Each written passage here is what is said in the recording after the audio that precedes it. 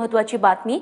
दहशतवाद्यांनी अनंतनाग जिल्ह्यामध्ये अमरनाथ यात्रेकरूंवरती केलेल्या हल्ल्यात 7 भाविकांचा मृत्यू झालाय, तर 19 जण जखमी झालेले आहेत। मृतांमध्ये महाराष्ट्राच्या पालघर जिल्ह्यातील 2घांचा समावेश आहे, तर इतर भाविक गुजरातमधील वलसाडचे आहेत।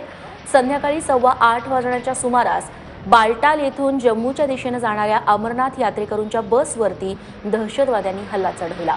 यात्रेकरूंनी बस थांबवल्याने ही बस सुरक्षा रक्षकांच्या ताफ्यातून मागे राहिली होती आणि हीच संधी साधत दहशतवाद्यांनी हा हल्ला घडवला। दरम्यान गृहमंत्री राजनाथ सिंह यांनी गृह मंत्रालयाची तातडीची बैठक यानंतर बोलावली आहे।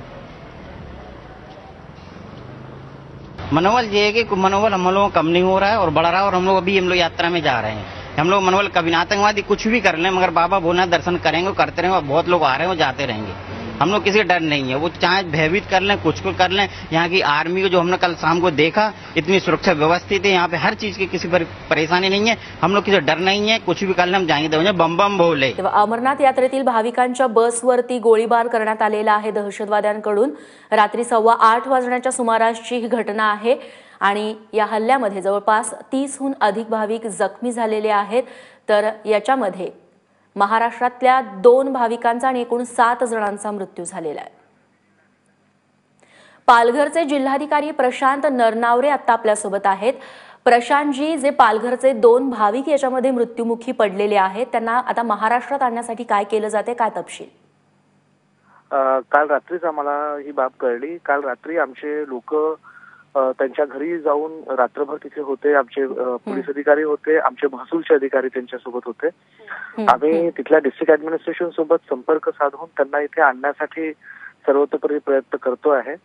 माझं आमचे जे एसपी आहेत त्यांच्याशी पण बोलणं झालं आणि मी आणि सुप्रिंटेंडेंट ऑफ पोलीस हे दोन्ही मिळून तिथल्या डिस्ट्रिक्ट ऍडमिनिस्ट्रेशन सोबत आम्ही लियाजन करून त्यांना आणण्याची प्रक्रिया आता करतोय।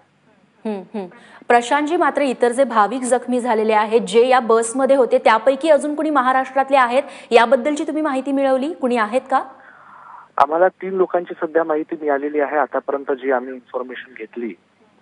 आणि जे आमच्या जिल्ह्यातले आहेत, विशेष करून हे 2 जे भाविक होते आणि अजून एक, तर त्यांची आम्ही इन्फॉर्मेशन घेतलेली आहे। आणखीन ती इन्फॉर्मेशन जेवढी आम्हाला मिळाली त्यानुसार आता आमची कारवाई सुरू आहे। याच्या व्यतिरिक्तही आम्ही ऍडिशनल इन्फॉर्मेशन आता घेतोय। पूर्ण रात्रभरापासून आम्ही याच कामात आहोत आणि आताही आमचे इन्फॉर्मेशन आणि आमचे तिथे डिस्ट्रिक्ट ऍडमिनिस्ट्रेशन असेल, बाकी असेल, त्यांच्याशी सतत संपर्क आहे। आम्ही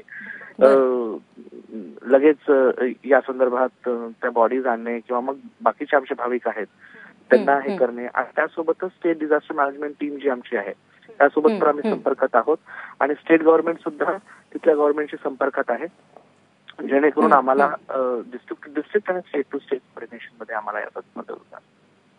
निश्चित। प्रशांतजी, तुम्ही म्हणतात अजूनही काही भाविक आहेत तुमच्या जिल्ह्यातले, त्यांची नावं कळू शकली आहेत का आणि ते सुरक्षित आहेत का? 3 जी होती ती आता आपल्याला माहित आहे की आम्हाला कळलेली आहेत, आणि 2घांबद्दल तर आपल्याला दुःखद बातमी कळली आहे। परंतु बाकीची जी बाब आहे ती आमची स्टेट डिझास्टर मॅनेजमेंट टीम सुरू आहे।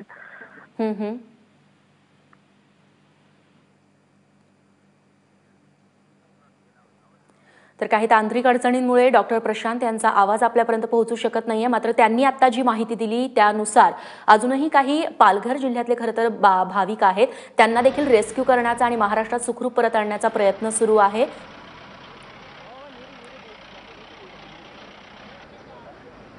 तेव्हा दहशतवादी हल्ला घडलेला आहे आणि त्याच्यामध्ये 7 भाविकांचा आतापर्यंत मृत्यू झालेला आहे, ज्यातले 2 भाविक हे महाराष्ट्रातले पालघर मधले आहेत।